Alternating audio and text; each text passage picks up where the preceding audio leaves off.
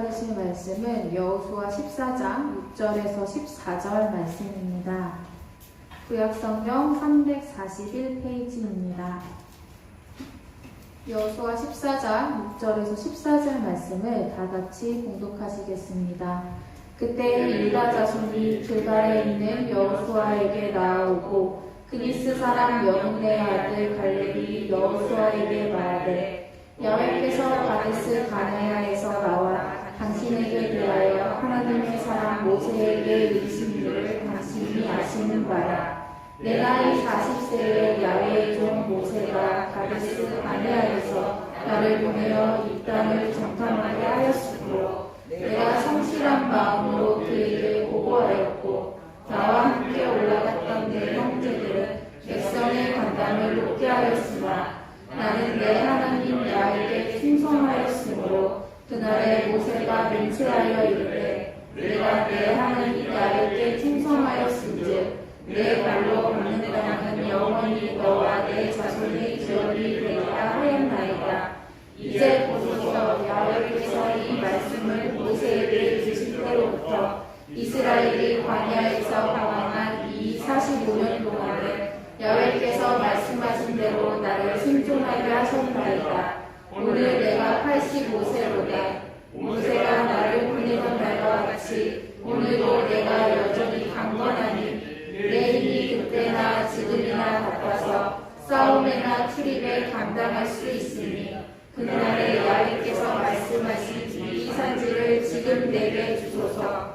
당신도 그날에 들으셨거니와 그곳에는 아낙 사람이 있고 그 성읍들은 크고 견고할지라도 야훼께서 나와 함께 하시냐. 내가 야훼께서 말씀하신 대로 그들을 쫓아내리이다 하니 여호수아가 여분의 아들 갈렙을 위하여 축복하고 헤브론을 그에게 주어 기업을 삼게 하매 헤브론이 그니스 사람 여분의 아들 갈렙의 기업이 되어 오늘까지 이르렀으니 이는 그가 이스라엘의 하나님 야훼를 온전히 쫓았습니다. 아멘. 아멘. 자, 우리 한번 우리 제목을 큰 소리로 함께 한번 읽어보도록 하겠습니다. 시작. 야훼를 온전히 쫓았던 갈렙. 아멘. 오늘은 우리 갈렙에 대해서 이야기를 한번 나눠보려고 합니다. 여러분이 잘 아는 것처럼 갈렙은 이스라엘의 믿음의 지도자 가운데 한 사람이었죠. 10명의 정탐꾼 가운데, 12명의 정탐꾼 가운데에서 오직 여호수아와 갈렙만이 하나님께서 그 땅을 우리에게 주셨다라는 믿음의 고백을 했던 것을 우리는 기억하고 있을 것입니다. 여러분, 그처럼 갈렙은 하나님 앞에 크게 인정받았던 바로 그런 사람이 갈렙이었습니다. 그런데 여러분, 모세를 이어서 누가 후계자가 되었습니까? 여호수아가 되었죠. 갈렙이 아니라 여호수아가 되었을 때 아마 우리 같았으면은 동등한 입장에서 나도 충분히 될 수 있었을 텐데 왜 나는 안 되었을까 하는 마음에 어쩌면 마음이 시험에 들지도 몰라요.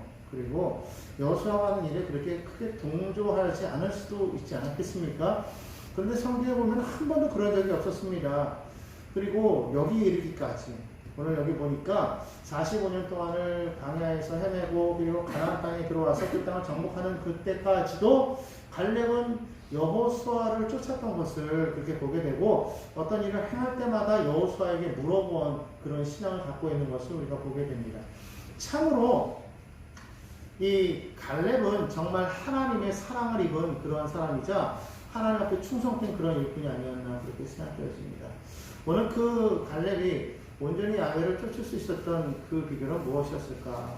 오늘 갈렙에 대해서 한번 이야기를 나누고서 은혜를 나누고자 합니다. 먼저 첫 번째로는 갈렙은 정말 변함없는 믿음의 소유자였다는 것입니다. 한번 따라할까요? 변함없는 믿음의 소유자였습니다. 도대체 무엇에 대해서 변함이 없었을까요? 오늘 성경 말씀을 보니까 그는 성실함에 있어서 변함이 없었다고 성경은 말합니다. 7절 말씀 보겠습니다. 내 나이 40세의 야훼의 종 모세가 가데스 바네아에서 나를 보내어 이 땅을 점령하게 하여서 정탐하게 하였으므로 내가 성실한 마음으로 그에게 보고하였고. 갈렙은 어떤 사람이었느냐? 성실한 사람이었다고 성경은 말하고 있습니다. 성실하다라는 것은 무슨 말입니까? 바로 내 입에서 나온 그 말을 이루어서 한문으로 따지면 말을 이루되 거기에 대한 열매를 맺는 것, 그게 바로 성실입니다. 다시 말하면 말한 바에 대한 분명한 책임이 있어서 그것을 결실하는 사람이 성실한 사람이다, 그렇게 말을 할 수가 있습니다. 무슨 말입니까? 말이 중요하다는 말이죠. 갈렙은 말의 중요성을 알았던 사람입니다. 많은 사람들이 말은 잘합니다. 그러나 그 말을 끝까지 책임지고 이루어가는 사람들을 우리가 잘 보지 못하지 않습니까? 특별히 하나님의 사람들에게 있어서 가장 중요한 덕목 가운데 하나가 바로 이 성실입니다. 말을 잘해야 돼요. 왜냐하면 하나님은 이 세상을 말씀으로 창조하였기 때문에 말의 능력이 있다는 걸 하나님은 아십니다. 그래서 우리는 말을 참 잘해야 됩니다. 여러분, 말할 때 있어서 내가 지금 이 하는 말이 어떠한 말일지를 늘 생각해 보시기 바랍니다. 그 말에 대해서 우리는 언제나 책임을 질 줄 알아야 된다. 말을 함부로 내뱉는 사람들이 될 때 결국 그 말에 대해서 우리가 책임을 져야 되는데, 그렇지 못할 때 그 사람은 하나님을 온전히 쫓는 사람이라고 말할 수가 없다라는 것이죠. 갈렙은 말한 바에 대해서는 반드시 책임을 질 줄 아는 그런 사람이었고, 거기에 대한 열매를 맺을 줄 아는 사람이었고, 그 말을 지킬 줄 아는 사람이었다라는 것입니다. 특별히 우리가 성실하다고 말할 때에 그것을 그냥 부지런한 것, 그리고 열심히 일하는 것에 대해서 성실하다고 말하는데, 오늘 여기서 말하는 그 성실이라는 것은 다르게 표현합니다. 그건 뭐냐면 하나님 앞에서의 성실을 말합니다. 이 갈렙은 하나님 앞에서 말한 말을 지킬 줄 아는 사람이었다는 것이죠. 여러분, 사람은 눈에 보이기 때문에 그 눈에 보이는 데에서만 잘하면 됩니다. 그래서 내가 이걸 하겠습니다, 네 하고 돌아서서 안 할 수도 있어요. 몰라요. 그렇기 때문에 어떤 사람은 말하고 안 지키기도 하고, 또 어떤 사람은 또 말했다가 또 지키기도 하고 그렇죠. 대부분 앞에서는 잘하지만 사실 뒤에서는 못할 때가 참 많이 있지 않습니까? 그런데 하나님 앞에서는 어때요? 더 그렇다라는 것이죠. 하나님 앞에서는 아예 보이지 않게 하기 때문에 앞에서든지 뒤에서든지 그냥 뱉어놓고 그걸로 끝입니다. 그리고 잊어버린다라는 것이죠. 여러분, 우리는 그런 사람이 되어서는 안 되겠다는 것입니다. 정말 하나님의 사람은 자신이 말한 바에 대해서 잘 기억하고 있어야 된다는 것입니다.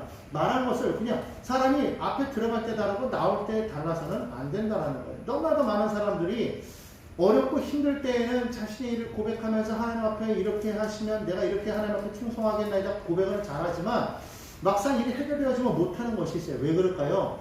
그 사람들이 하나님 앞에 배신을 때린 게 아니라 사실은 잊어버렸다라는 겁니다. 왜? 내가 급할 때는 그게 너무 간절하기 때문에 그냥 그걸 알고 있다가 잊어버려요. 여러분, 잊어버리니까 안 되는 거죠. 잊어버리지 마시기 바랍니다. 하나님 앞에서 말한 거는 꼭 기억하시기 바랍니다. 너무 쉽게 잊어버려요. 그냥 긴장이 풀려버려서 그런 걸까요? 여러분, 그래서 우리가 하나님 앞에서는요, 말함에 있어서 조심해야 됩니다. 늘 하나님이 내 앞에 계신 것처럼 그렇게 고백하면서 살아가는 우리가 되어야 될 줄로 믿습니다. 갈렙이 그런 사람이었다는 것이죠. 두 번째로, 갈렙은 어떤 점에서 변함이 없는 믿음의 사람이었습니까? 바로 충성된 면에서 바로 그는 변함이 없는 사람이었다는 것입니다. 이 충성이라는 것은 한자로 보면은요, 성실과 비슷합니다. 그래서 이 성자가 동일해요. 말씀을 이루다. 바로 정성성자인데 그 성자 앞에 이 충성은 뭐가 붙어요? 바로 중심중자가 붙는 거예요. 가운데 중자에다가 밑에 마음신변이 붙어 있죠. 그래서 마음에서부터 나오는 말을 이루는 거예요. 다시 말하면 무엇을 뜻하는 겁니까? 진실됨을 말합니다. 충성된 사람은 진실한 사람이 바로 충성된 사람이라고 말씀드릴 수가 있어요. 하나님의 사람은 진실되어야 되는 것이죠. 그런데 마귀는 성경 뭐라고 말하고 있냐? 요한복음 8장 44절에 보니까 마귀는 예수께서 말하기를 거짓의 아비라고 말하고 있어요. 다시 말하면 마귀는 늘 거짓말을 합니다. 거짓말을 하기 때문에 그 마귀에게 속아서 넘어가는 사람들은 늘 거짓에 빠져 있어요. 진실되지 못하다는 것이죠. 돌려 말하면 거짓을 말하는 사람은 충성되지 못하다라고 그렇게 말합니다. 왜 거짓을 그렇게 말하는 것일까요? 오늘 이 요한복음 8장 44절에 보면 이 거짓의 사람에 대한 특성에 대해서 몇 가지 찾아볼 수가 있는데, 첫 번째로는 왜 거짓을 말하느냐? 욕심 때문에 그렇다라는 거예요. 요한복음 8장 44절에 보면 욕심대로 그들이 행한다 그렇게 말하고 있어요. 욕심이 많기 때문에 거짓을 말한다. 무슨 말입니까? 사람은요, 자기를 유익을 따라서 말을 하지 않습니까? 무슨 일이 생길 때 왜 거짓말을 하게 돼 있어요? 내 체면이 구겨질까봐, 내게 유익이 떨어질까봐 거짓말을 하게 돼 있습니다. 다시 말하면 뭐예요? 나를 지키고자 하는 욕심이라는 말입니다. 내 안에 그 욕심이 나로 하여금 거짓말을 하게 만듭니다. 결국 죄의 근원은 내 안에 있는 욕심이에요. 욕심을 버려야 됩니다. 근데 사실 욕심을 버리기가 참 쉽지 않아요. 나를 죽여야 되는 거거든요. 나를 낮춰야 된다는 말인데 여러분 그러기가 쉽습니까? 그러지 않잖아요. 그렇기 때문에 우리는 늘 거짓말을 하게 돼 있어요. 두 번째로 그런 사람들은 어떻다고 말하고 있느냐? 진리가 그 속에 없다고 말하고 있어요. 그렇죠. 거짓을 말하니까 진리가 없죠. 근데 중요한 건 뭐냐면 진리가 그 속에 없기 때문에 진리에 서지 못한다라고 성경을 말합니다. 내 안에 거짓이 있으면요 진리를 피하게 되어 있습니다.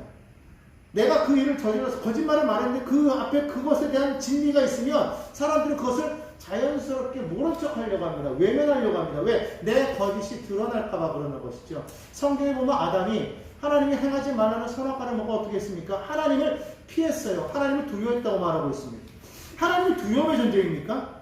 하나님이 피할 존재예요? 아니지 않습니까? 하나님은 사랑의 하나님입니다. 하나님은 우리에게 늘 언제나 위로하시고 평안을 주시고 기쁨을 주시는 하나님이에요. 그런데 그 하나님을 아담과 하와는 두려워서 숨었다고 그랬어요. 피하는 존재가 되어버렸어요. 왜? 그 안에 거짓이 들어가 버렸기 때문이죠. 오늘날 많은 성도들이 그렇다는 겁니다. 하나님 앞에 우리는 진리 가운데 서야 될 줄로 믿습니다.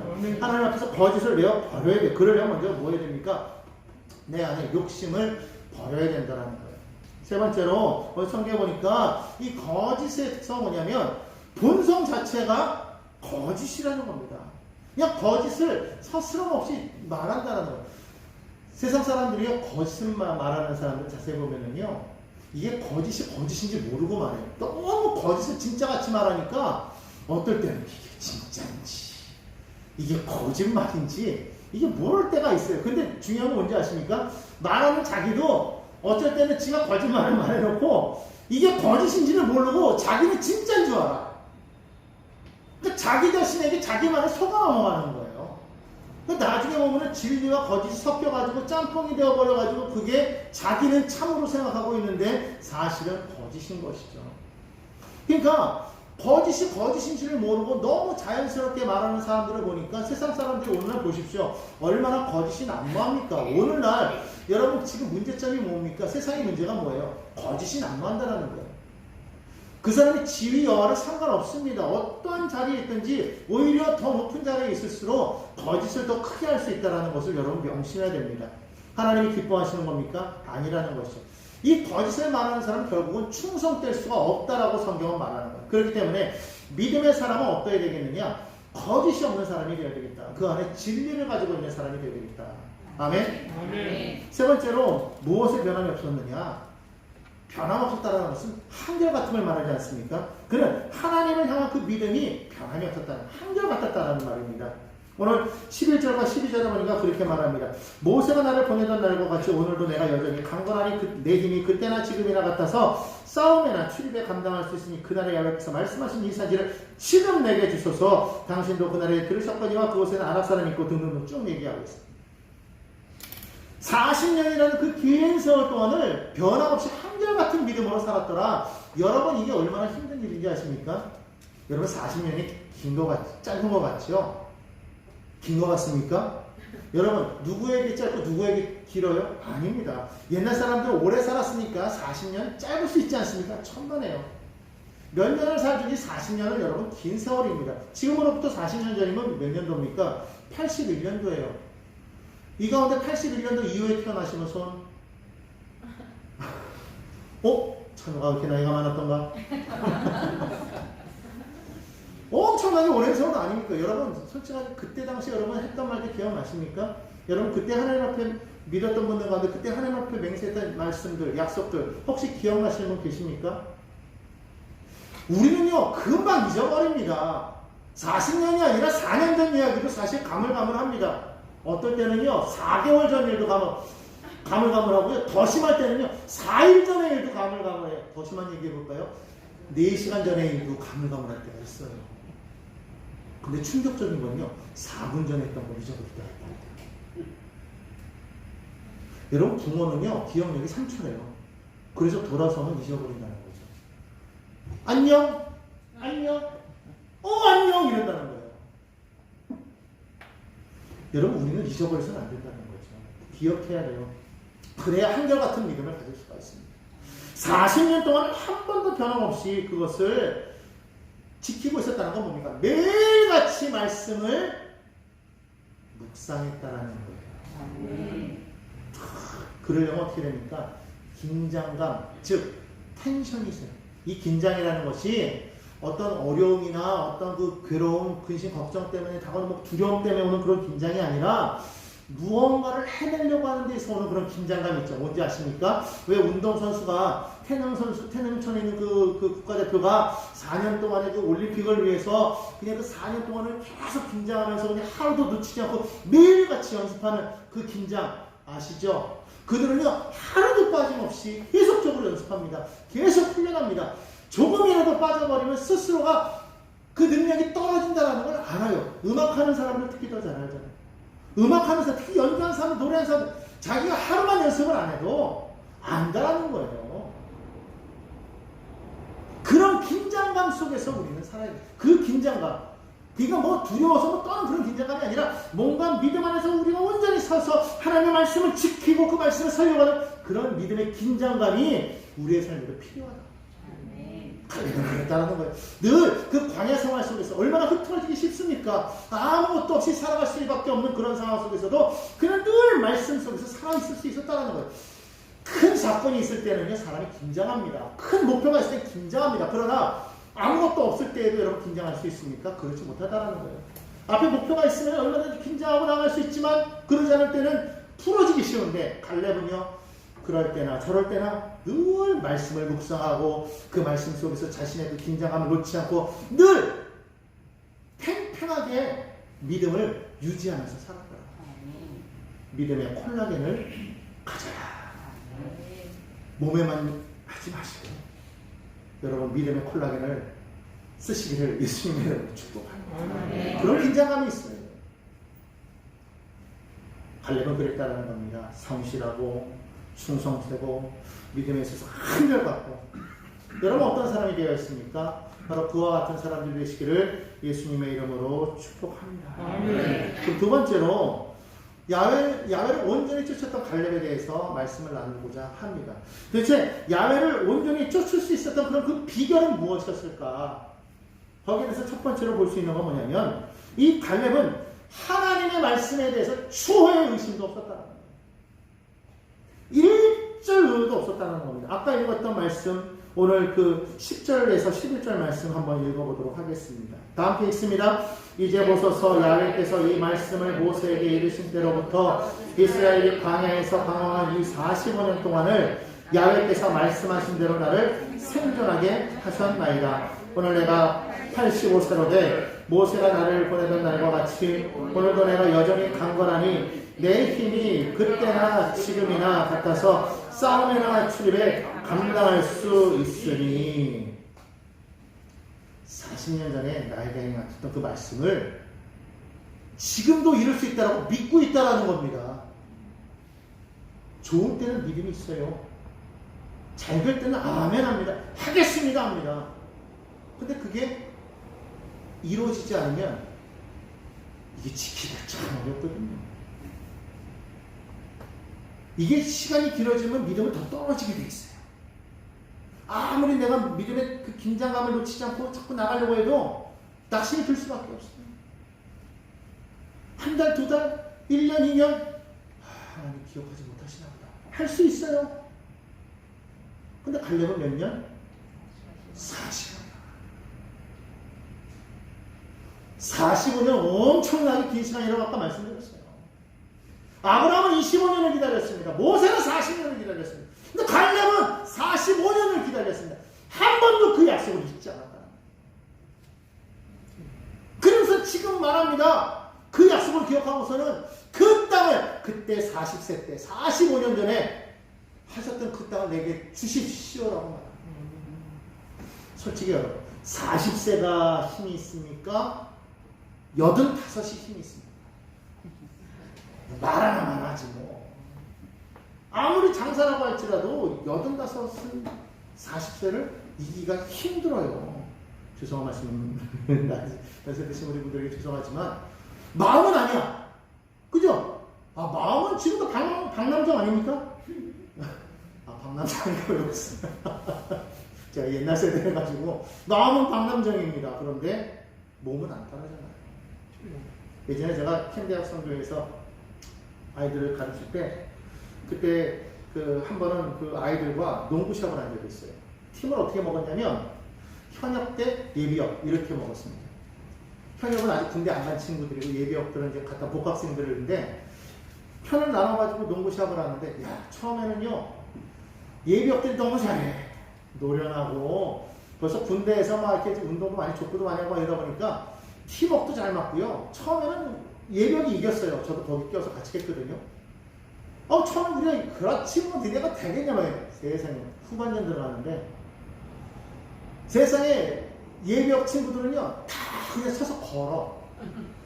뛰는 애가 하나 걷고 야 여기 패스하려 그러면 패스 막 이러고 현역 애들은요 날라다니고 후반전에 전반전보다 더 날라다녀요. 나이 차가 얼마 나지도 않는데 나이 차가 얼마 나지도 않는데도 그러는데 40대 때 했으면 얼마나 좋아. 85인데 근데 갈렙이 왜 그렇게 말할 수 있었는지 아십니까? 정말 힘이 있어서 그랬을까요? 정말 그 힘이 있기 때문에 그랬을까요? 아닙니다. 여러분 아무리 힘이 있어도 그 땅에 누가 있습니까? 성경에 보니까 12절에 이렇게 말합니다. 그날에 야훼께서 말씀하시는 이 산지를 내게 주소서 당신도 그날에 들으셨거니와 그곳에는 아낙 자손이 있고 그랬어요. 아낙 자손이 누구냐면 이 거인들을 말하는 거예요. 골리앗 같은 그런 거인들, 키 큰 사람들, 네피림의 후손들, 아주 키들이 보통 한 3m 육박하는 사람들, 그런 사람들이 있고 성읍은 크고 견고하다고 했어요. 예전에 45년 전에 그들이 정탐하고 왔을 때 이미 그들은 눈으로 보았습니다. 그들을 보니까 자신들은 뭐 같더라? 메뚜기 같더라 그랬어요. 얼마나 커 보였으면 메뚜기 같았을 겠습니까? 제가 여의도에서 한기범 선수를 봤는데 세상에 저도 키가 178이에요. 근데 한기범 선수를 보니까 세상에 왜 이렇게 키가 큰지 진짜 이러고 봤다니까요 진짜로. 하물며 3m 육박하는 사람들이면 등치도 크고 얼마나 기가 죽죠. 근데 갈렙이 왜 그렇게 말했냐? 뒤에 말씀이 그거예요. 야훼께서 나와 함께 하십니다. 하나님 믿고 그러겠다라는 거예요. 하나님이 나와 함께 하시고 하나님이 말씀하셨잖냐. 하나님께서 나와 함께 하시고 내가 야훼께서 말씀하신 대로 하나님께서 말씀하신 대로 내가 쫓아내겠습니다. 여러분 이렇게 하나님 말씀하신 것을 기억하고 그 말씀에서 여러분 물러나면 안 되는 거예요. 좋을 때는 좋고 나쁠 때는 안 되고 시간이 있으면 맨날 요동하는 그런 신앙. 옛날 말로 그런 말이 있어요. 미친년 널뛰기 한다고.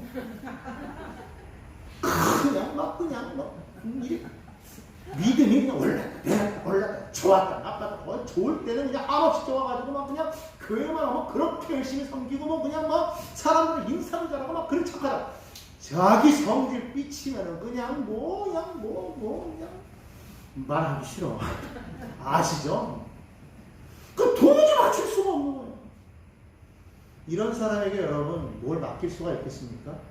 못 맡겨요. 아무리 하나님이라고 할지라도 그런 사람에게는 일을 못 맡겨요. 어떤 사람에게 맡깁니까? 하나님 말씀 믿고 끝까지 순종하는 사람에게 하나님은 일을 맡기는 거예요. 오늘 여러분들이요 말씀을 의심하지 마시기 바랍니다. 추워도 의심하지 마시기 바랍니다. 하나님께서 행하신 말씀이면 반드시 이루어진다. 반드시 이루어진다.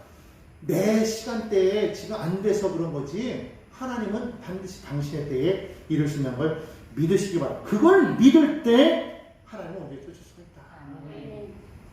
두 번째로는 사명이 있었기 때문에 하나님을 끝까지 쫓았다. 한번 따라합시다. 사명이 있을 때 하나님을 끝까지 쫓을 수가 있습니다. 내게 주신 사명이 있다라는 분명한 사명자 의식이 그에게는 있었다라는 거예요. 여러분 그랬기 때문에 갈렙은 오늘 성경에 이렇게 고백을 합니다. 10절 말씀 제가 읽어보겠습니다. 이제 보소서 야훼께서 이 말씀을 모세에게 주실 때로부터 이스라엘의 광야에서 방황한 이 45년 동안을 야훼께서 말씀하신 대로 나를 생존하게 하셨습니다. 한번 따라할까요? 야훼께서 말씀하신 대로 나를 생존하게 하셨습니다. 아니 그게 뭐? 그때 당시 모세는 120세까지 살았고 그때 당시 그들 사람들 오래 사는 85세면 청년 아닌가? 우리 그렇게 생각할 수 있어요 없어요? 있어요. 그런데 자 여기를 보시고 그런데 여러분 생각해 보십시오. 출애굽해서 가나안 땅에 들어간 사람들은 누구? 여호수아와 갈렙밖에 없어요.